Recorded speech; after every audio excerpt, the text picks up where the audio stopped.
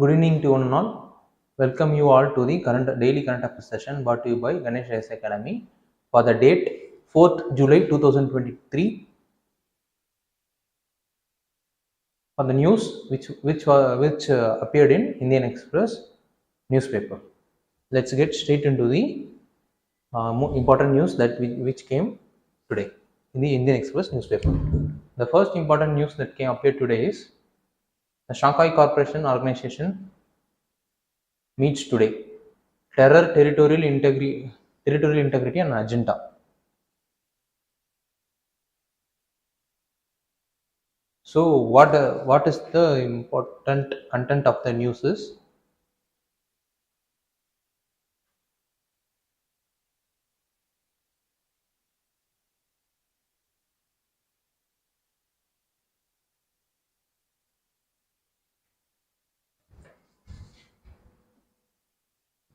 See, right now India is holding the chair of SCO.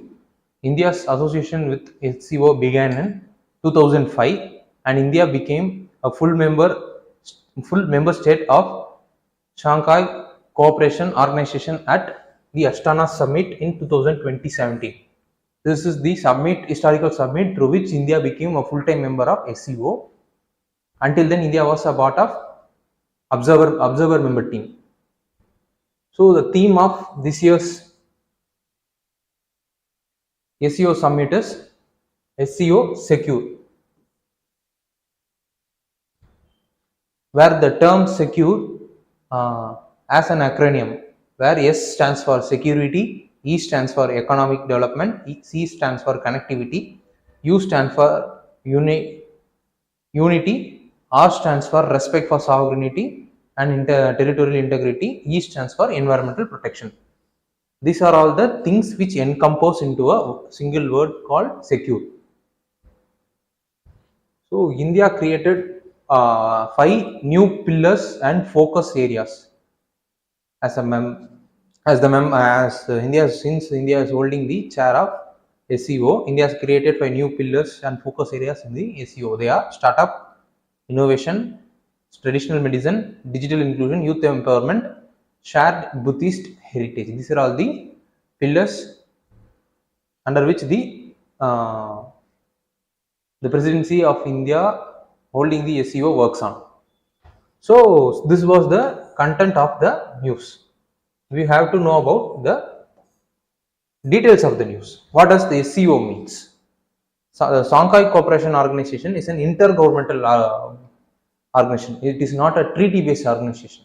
There is difference between a treaty-based organization and an intergovernmental organization, or the organization based on conventions, so on and so forth.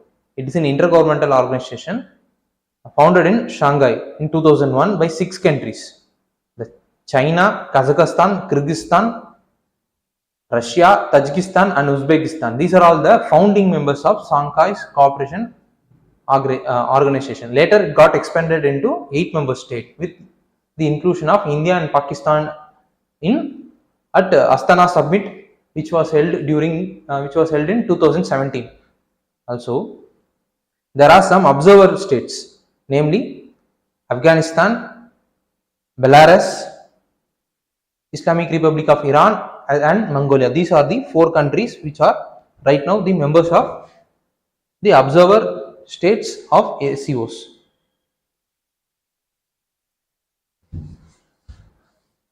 The SCO is Eurasian organization which deals with political as well as economic and security relationship between the members countries, between the member countries and also the observer countries. It is the world's largest regional organization in geographical terms as well as population terms, covering nearly 3/5 of the Eurasian continent and 40% of the world population, because two most world's populous countries, India and China, are part of them, and it also holds 20% of the global GDP. This is the prelims fact. Russia and Chinese are the official languages of SCO. SCO has have a members observer status in United Nations General Assembly since 2005. The structure of SEOs comprise of the top of uh, the Council of Head of State will act as the topmost body of SEOs. It shall determine the priorities and define the area of cooperation between the organization, and also what are all the what are all the policy under which the organization will SEO organization will be guided, will be decided through the Council of Head of States, which is the supreme decision making SEO body. The council shall hold its regular meeting once in a year. Another important second, the second most important structure or the council of the SEO structure is SEO Head of Government Council, that is Prime Minister Council. They will be approving the budget of the organization, and they will consider and decide upon the major issues related to particular, especially the three areas: political, economic, and securities within the organization, not between the organization. Within the organization, they will be approving budget, and they will decide upon the major issues related to these three areas within the organization. They also will be holding the meeting once in a year. This is the second most important body of SEO. And third most important body of SEO is Council of Ministers of Foreign Affairs. They also will be considering the day-to-day activities of the organization rather than fixing a long-term goal or medium-term goal of SEO organization.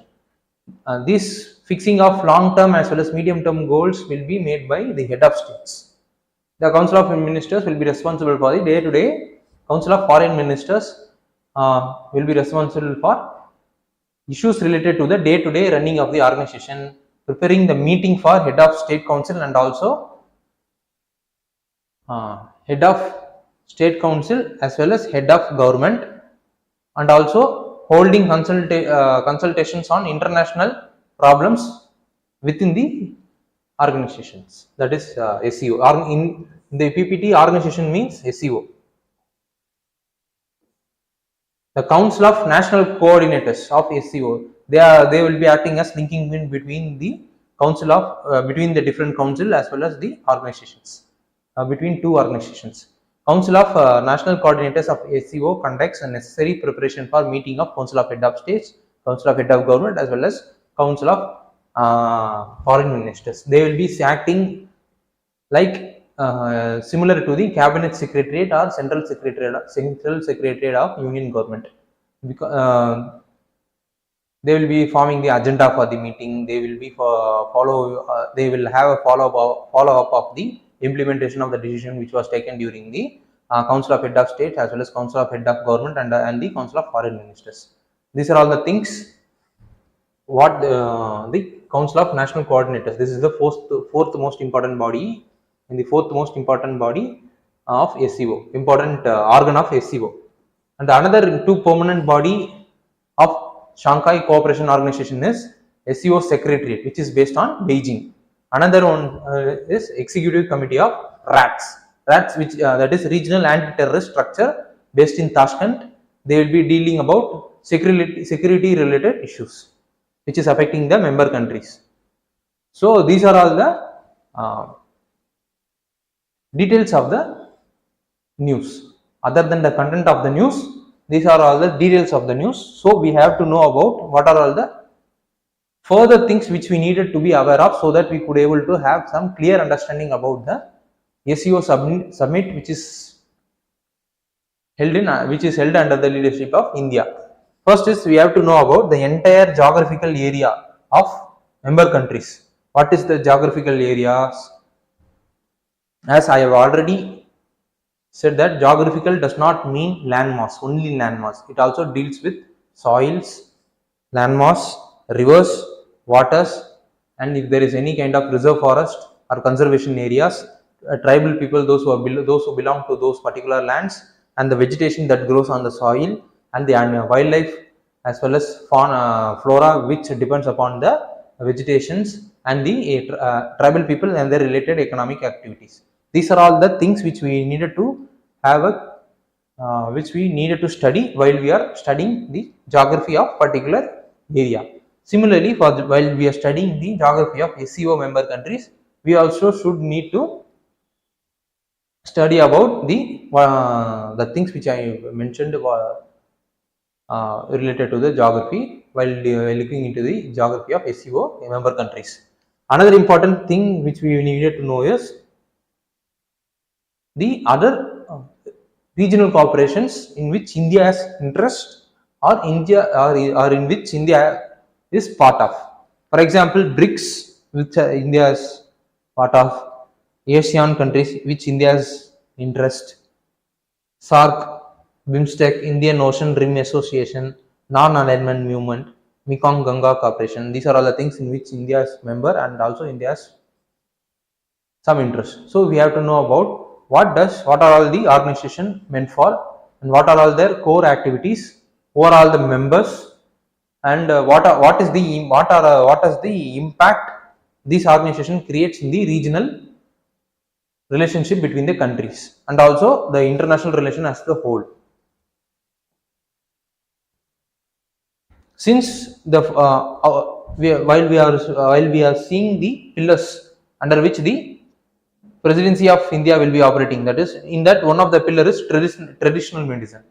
So we have to be aware of the Ministry of Ayush. What does full form of Ayush mean? What are all the schemes being implemented by the ministry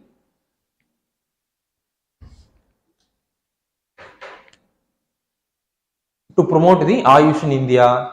And so similarly, we have to be aware of the Ayush also, full form of Ayush, as I have already said. Another important pillar which India has mentioned is startup. So that we have to know about what does startup India scheme is about and stand up India scheme is about. And since India has also mentioned a pillar of Buddhist circuit, we have to be aware of this Swadesh Darshan scheme of the government of India, which is a scheme related to tourism, developing tourism sector. So we have to be aware of these kind of schemes also.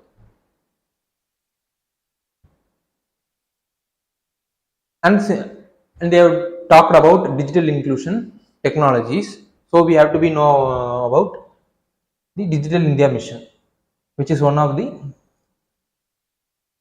the policy of India to enhance digital inclusion in India. These are all the things which we needed to be aware of, apart from the content as well as the detail of the news, so that we could able to have some brief understanding about the news.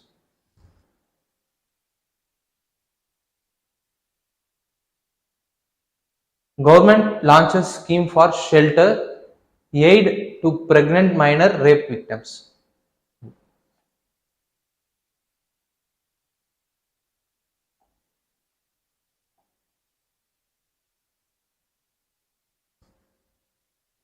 About the news, the scheme aims to provide shelter, food, daily need, safe transportation for attending court hearings and legal aid to minor girls who have been abandoned by their family due to forced pregnancy, either due to rape or gang rape or due to any other reason, and have no means to support themselves.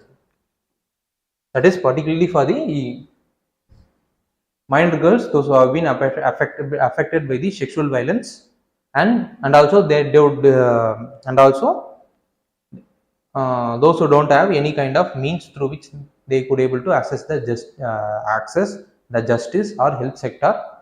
These kind of minor girls will be provided support under this scheme.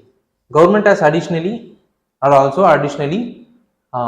leveraged the administrative structure of Mission Vatsalya with state government childcare institution to actualize the support to the minor victims on ground.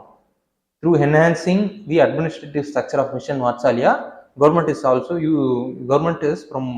promoting or strengthening the healthcare institution to support the minor victims on ground level.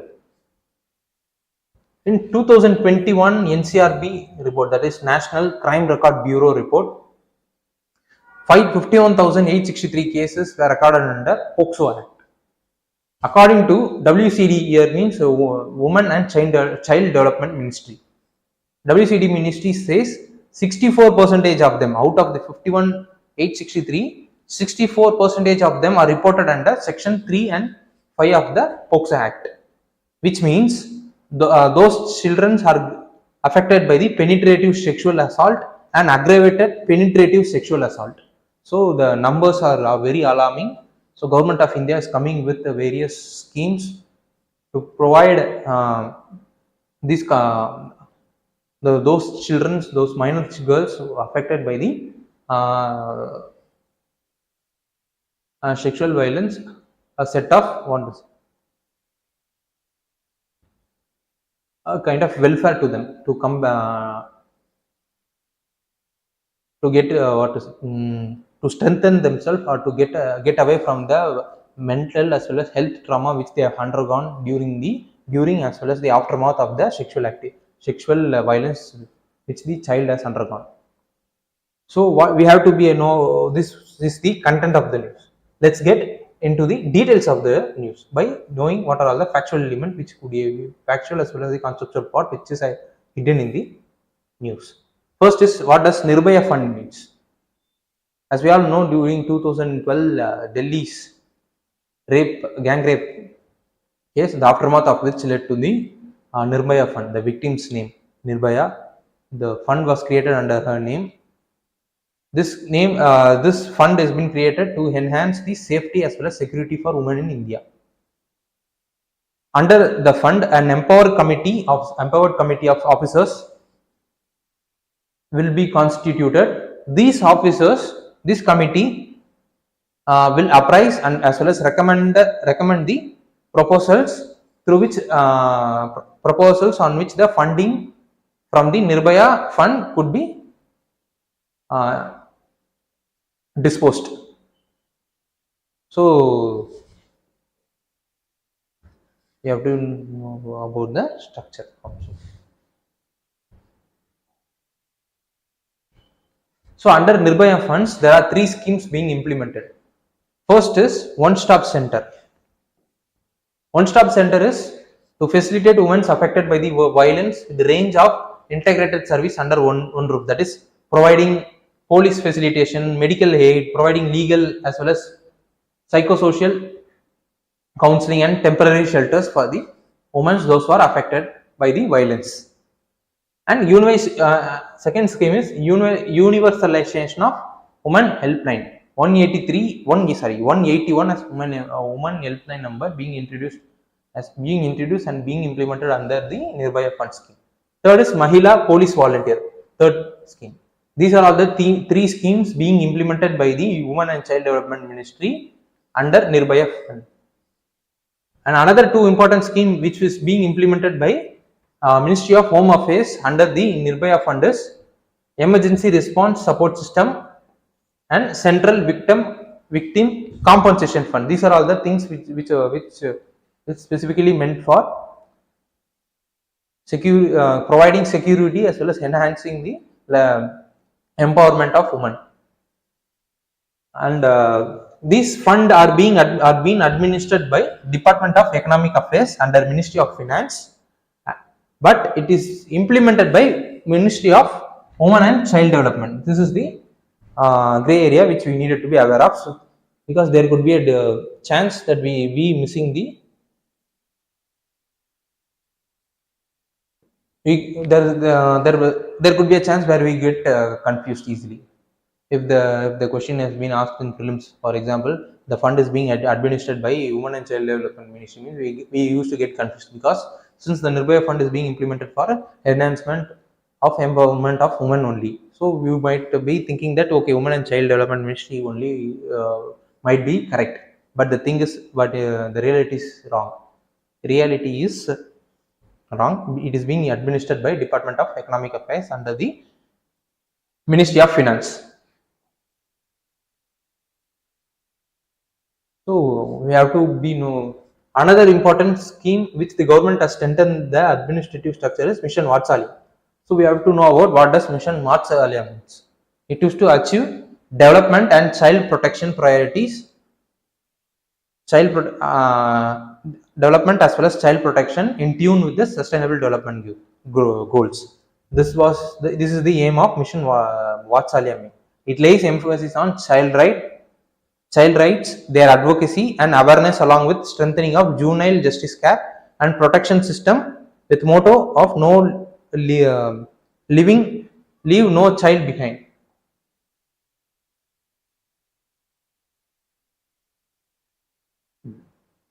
The Juvenile Justice Act 2015 and POCSO Act 2012 forms the basis for implementation of the Mission Vatsalya.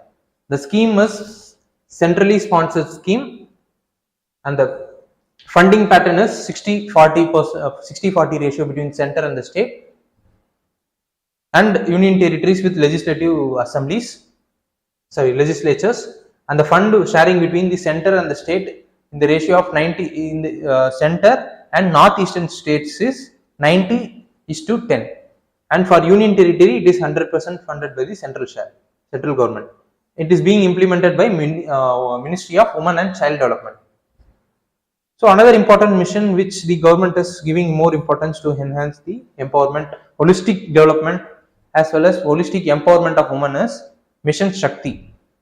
Under Mission Shakti, it is a scheme aimed at strengthening intervention for women's safety, security and the empowerment. That is holistic development of the woman. The scheme seeks to make women economically empowered so that they could be able to exercise free choice over their minds as well as body in an atmosphere free from violence and threat. That is to make them take decision for their own cause. This is the main objective of this scheme. It also seeks to reduce care burden on women and increase the female labor force participation by promoting skill development, capacity building, financial literacy and access to microcredit. Mission Shakti has two sub-schemes, and Sambal and Samardhya. Under the Sambal sub-scheme, it is for safety and security of women. But in the case of Samardhya, it is for empowerment of women. They are clearly segregating these security aspects as well as the empowerment aspect of women. Under Sambal, it is safety and security, and the Samardhya sub-scheme, it is empowerment of women. It is also being implemented by Ministry of Women and Child Development. So these are all the important missions which the government of India is giving more importance to enhance the livelihood, to enhance the empowerment and also the livelihood status of the woman in the society. So what are all the other things which we needed to be aware of so that we could have some holistic understanding about the initiative which is being taken by government of India. So what are all the other schemes? We should look into the Ministry of Women and Child Development website. There will be a separate tab for schemes and also acts and policies.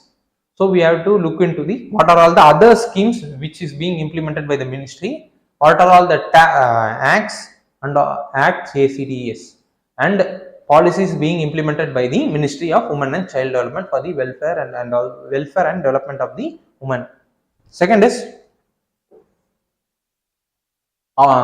since we have seen about Vatsalya mission which is operated on the basis of POCSO as well as Juvenile Justice Act, we should be aware of what does POCSO Act means, what is Juvenile Justice Act, what does Maternity Benefit Act means, the Protection of Women from Domestic Violence Act, Dowry Prohibition Act, Immoral Traffic Prevention Act, Sexual Harassment of Women at Workplace Act, the Indecent Representation of Women Prohibition Act.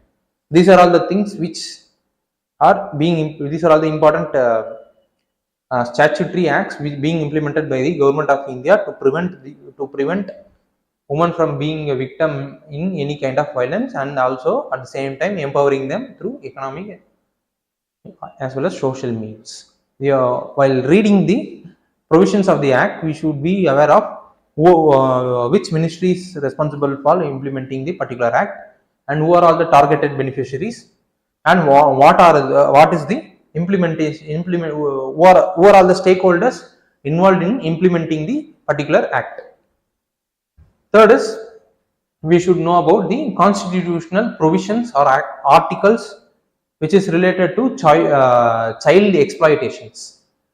And we have to know about 86th Constitutional Amendment Act, which made right to education as a fundamental right under Article 21A. So we have to know about what does Article 21A means, 86th Constitutional Amendment Act means, RT Act, Right to Education 2009 Act. These are all the things which we should be needed to be aware of.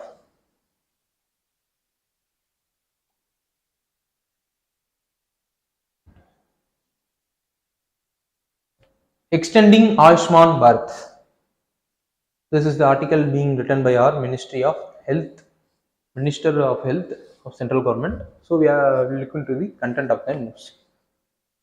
See, in India, there are approximately 706 different tribal communities are present. Their population contributes to 8.6% of the total population. The Indian tribal population is being badly affected by sickle cell anemia. This is one of the disease burden which is mainly threatening the population of tribal population present in India. Government has launched now recently sickle cell anemia elimination mission to eradicate challenges of sickle cell. Ministry of Health along with Ministry of Tribal Affairs has formulated a plan to screen. It is a separate program being implemented under the sickle cell anemia elimination mission 2047. The program encompasses Ministry of Health as well as Ministry of Tribal Affairs to screen approximately 7 million individuals, particularly 70 million individuals aged between 0 to 40 years, those who are belonging to tribal populations, and some other periphery groups residing in 200 districts of 17 states. So this is the content of the news. They want to completely eliminate sickle cell during 2047. They have taken, Government of India has made a target of completely eliminating by 2047. So what does sickle cell disease mean? Sickle cell is genetic. It's a kind of genetic disorder where a person's red blood cells become so distorted that it stops functioning and it will take a shape of sickle cell. The sickle cell exists in two forms within the human body. One is sickle cell trait. Sickle cell trait means the sickle cell kind of trait might be found in our genes, but it does not exhibit any kind of symptoms or disease. When this is the one kind of sickle cell disease which is right now is in existent within the human body. Another kind of sickle cell disease is presence of symptoms. First is sickle cell trait which does not possess any kind of symptoms. Second, another is the trait which shows a kind of symptoms in the human body in which it is present. The sickle cell disease makes person to suffer from persistent pain, fatigue, anemia, etc. Okay, this is the details about what does the sickle cell disease mean. Let's look into the National Sickle Cell Anemia Elimination Mission. The National Sickle Cell Anemia Elimination Mission takes a comprehensive approach. Whenever there is a policy, means the policy will be it is a common thing for every other policy. The policy will be taking a broader approach. It will be taking a comprehensive approach towards particularly in relation to sickle cell anemia elimination mission. This policy is taking comprehensive approach towards combating sickle cell disease, as the impact of the disease is not felt by the patients alone but by the whole family. Combines both screening as well as awareness strategy to ensure early detection and treatment while promoting education about the disease to the people simultaneously, so that the people might get aware of the disease and they will be and they might be stopping it, and the people might, after getting awareness, they might uh, able to know what are the means through which the sickle cell disease could be transformed to the next generation. So they could able to voluntarily they could able to cut the transform, that is the sickle cell disease passing from one generation to another generation.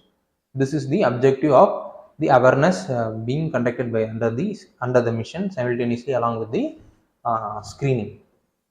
Screening is to prevent those people at the who are affected by the sickle cell disease at early stage and treating them with necessary um, health facilities so that they could be able to come out from the sickle cell disease.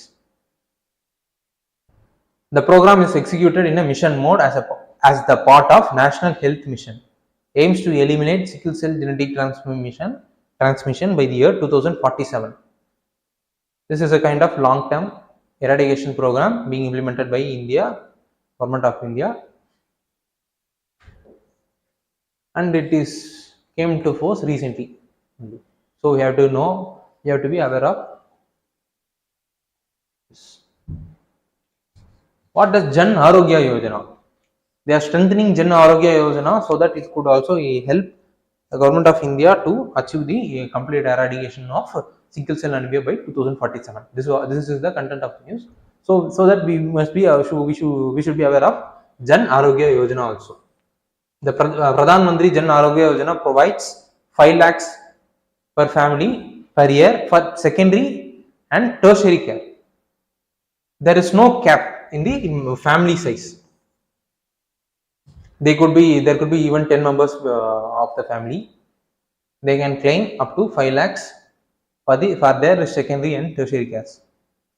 The Pradhan Mantri Jai means Jan Arogya Yojana have been rolled out for the bottom 40% of poor and vulnerable population. The household included are based on deprivation and occupational criteria of socio-economic caste census 2011 for rural and urban areas respectively. By using the socio-economic caste census, they are identifying the bottom 40% poor people and poor and as well as vulnerable population, and they are providing the Jan Arogya Yojana kind of insurance coverage to enable the poor people get treated for the secondary and the tertiary care. For that again, PMJ is being completely funded by government. That is, their cost of implementation is being shared by both states as well as the central government. National Health Authority is the apex authority under Ministry of Health and Family Welfare, is the apex body to implement the mission. It is not being implemented by any department of the health ministry, but by separate authority, that is National Health Authority, to implement the Jan Arogya Yojana, that is PMJ. What does the government? So we need to be aware of what is the government mission on tuberculosis. Right now, government has made a mission to end the TB by 2025. So we have to know about what does TB means, whether it is communicable or non-communicable disease, whether it is caused through any bacteria, virus, or protozoans, and what are all the medicines or vaccines available to for the curing of tuberculosis. How many types of tuberculosis are present, and what does the mission of Government of India mean? What steps are being taken by the Government of India to completely eliminate the tuberculosis? Similarly, for leprosy, malaria, and Kala Azar, government has taken many initiatives to reduce the proportion of people being affected by the leprosy, malaria, and Kala Azar. So we have to know about what does this disease means, under what means these diseases are could spread from one people to another people, and what does the mission of the Government of India holds, that is what kind of aim does the Government of India India's mission for this kind of disease holds, so on and so forth. So we have to know about constitutional provisions related to health, particularly DPSP. DPSP has provided certain provisions. DPSP contains certain articles which specifically deals with environment, health, as well as agriculture activities. So we have to be know about the constitutional provisions of health, particularly DPSPs. We have to know about, since the national sickle cell elimination mission is being implemented as a part of national health mission. We have to know about what does national health mission mean. Since the tribal peoples are one of the major victim of sickle cell anemia, sickle cell disease, we have to know about the tribal population that is present in India and their status in India. And what does particularly vulnerable tribal means? Which authority is responsible for branding a particular tribe as particularly vulnerable tribes, and how many vulnerable tribes are present in India, and which states hold the maximum number of vulnerable tribal groups in India. So we have to be aware of this also.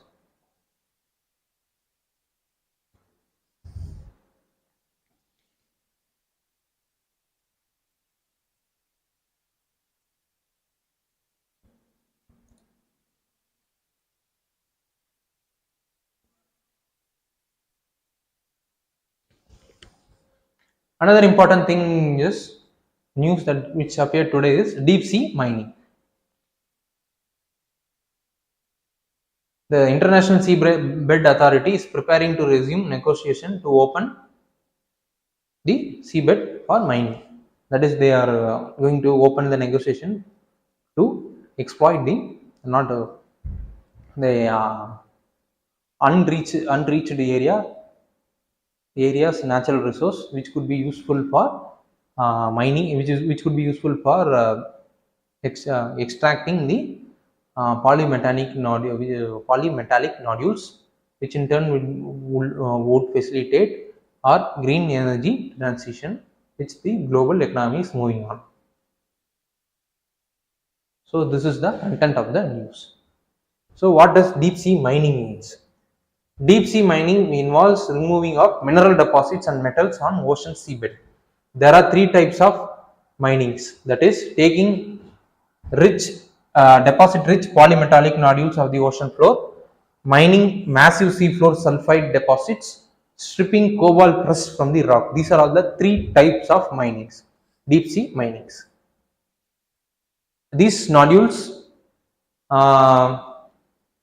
deposits and crusts contains materials such as such materials are called nickels, rare earths, cobalts, and more than that they are needed. Why they go, international organization as well as the country as the whole is giving importance to the extraction of these elements is, these are all the things which is useful for manufacturing of electric battery, which in turn is useful for making the electric vehicles. Since the many countries has pledged to the United Nations framework for convention on climate change, most of the countries have given a pledge to reduce their share of carbon emission in the atmosphere. So as a means of achieving this reduction in the carbon emission, most of the countries are moving towards the renewable energy. In that, one of the most important part of the renewable energy is moving the transport sectors from fossil fuel used to the non-fossil fuel used transport sector. For this transformation to take place successfully means the rare earth elements like nickel, cobalt, and other polymetallic nodules is useful for transition. Countries manage their own territories and exclusive and economic zone. While in case of high seas, it is the International Seabed Authority that governs the ocean floor. It up, and the International Seabed Authority is created under UNCLOS, United Nations Convention on Law of Seas. It applies to states even if they are not member of the United Nations Convention of Law of Sea Treaty, and even if they have signed but not ratified also, they will be coming under the strict regulation of UNCLOS if they are doing any kind of mining activities at the high seas.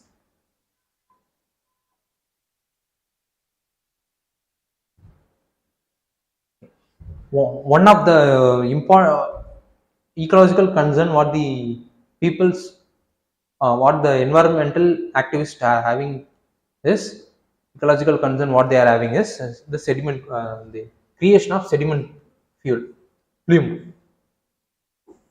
Sediment plume is whenever there is some mining kind of activities that is like taking place in the sea floor, means the sediments will get disturbed, and as a result of which they will get raised from the sea floor and they will get suspended in the waters, as a result of which the water gets very the water gets polluted, as a result of which the marine environment will get affected. So this is what called sediment plume. So International Seabed Authority means, as I said, is the regulatory authority of high sea, which is being created under UNCLOS, and it is an autonomous intergovernmental organization with 167 members. ISA, International Seabed Authority, is party to is the institution through which parties to include UNCLOS design and control all the mineral related activities in the area. India was re-elected as the members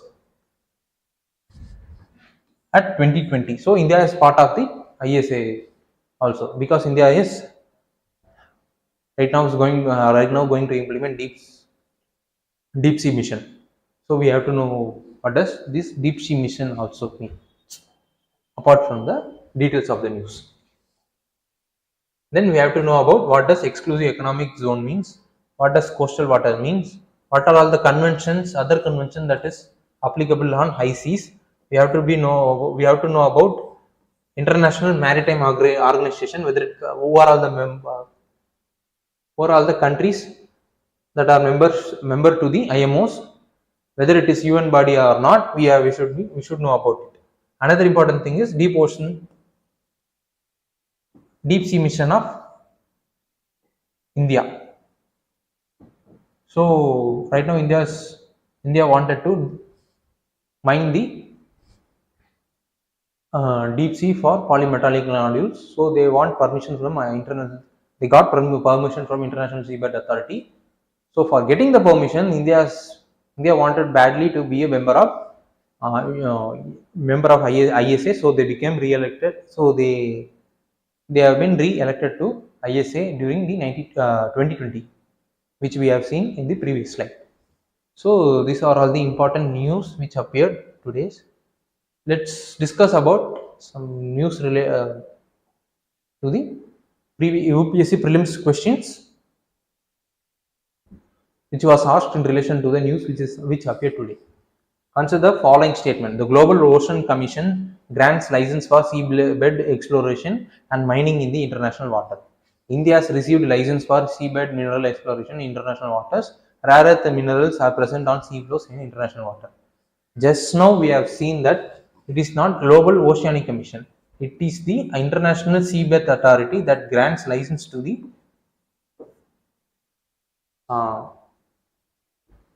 countries to carry on their mining activities in the deep sea.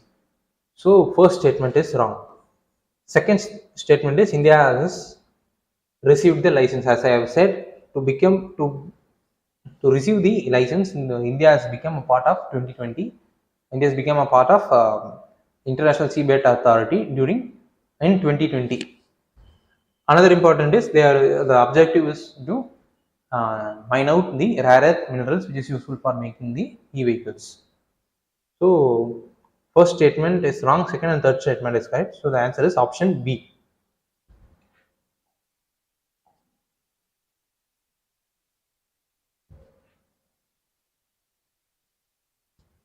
Consider the following statement. Second question, which was asked in 2023 prelims, that is this year's prelims. First statement is India's public sector healthcare system largely focus on curative care with limited preventive, promotive, and rehabilitative care. Second statement is under India's decentralized approach to healthcare delivery, the states are primarily responsible for organizing the health services. Both the statements are correct. Both the statements are individually correct. India's public sector focus mainly on curative rather than preventive. Yeah, they are focusing on preventive, but the ratio is very less when compared to the other countries, and also the ratio is very less when compared to the curative part of the health sector of the country, of our own country itself. Both the statements are individually correct. Under decentralized approach also, the states are the, since health belongs to concurrent list, both the center as well as the states are the stakeholders in policy formulation as well as implementation of the health related activities in India. As a result of which,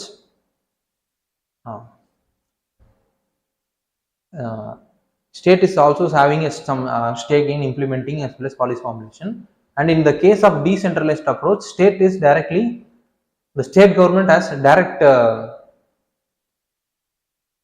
direct touch with the common people of the states, so that they are through states only the central government is implementing the health related project. So second statement is also correct. So both the statement are individually correct, but in no way these two statements are interlinked. As a result of which, the second statement, both statement 1 and statement 2 are correct, but statement 2 is not correct, and is not the correct explanation of statement 1 is the correct answer for this question. So another UPSC question related to the health sector. Besides being a moral imperative of welfare state, our primary health structure is a necessary precondition for development or sustainable development. Analyze 10 marks. 2021 mains question. I want those students, those who are watching our daily current affairs session in YouTube channel, please do comment the answer for this question, so that there could be enriching of points taking place. Okay. Thank you. Please do comment, subscribe to the Ganesh IAS Academy, so that you would be receiving the daily current affair notification, and also other videos which the Ganesh IAS Academy YouTube channel is posting. Thank you.